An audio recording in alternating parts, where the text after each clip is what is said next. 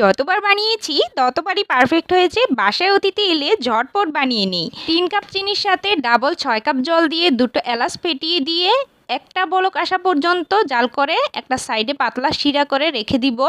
এবার একটা মিক্সিং বলে দুটো ডিম, সাথে 2 টেবিল চামচ চিনি, 2 টেবিল চামচ জল আর 1 টেবিল চামচ তেল দিয়ে ভালো করে ফেটিয়ে নিব।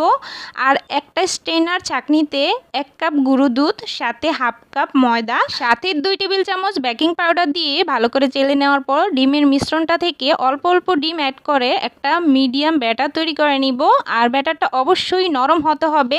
সাথে 2 টেবিল চামচ ঘি দিয়ে আরও ভালো করে মেখে নেওয়ার পর একটা চামচের মাপ করে সবগুলো একই সাইজ করে বল তৈরি করে ডুবন্ত তেলে নর্মাল গরম অবস্থায় দিয়ে মিষ্টিগুলোকে ঘুরিয়ে ঘুরিয়ে এভাবে ব্রাউনিশ কালার করে ভেজে সেই শিরার মধ্যে দিয়ে 6 থেকে 7 মিনিটের মতো চুলায় জাল করে নিলেই মিষ্টি তৈরি।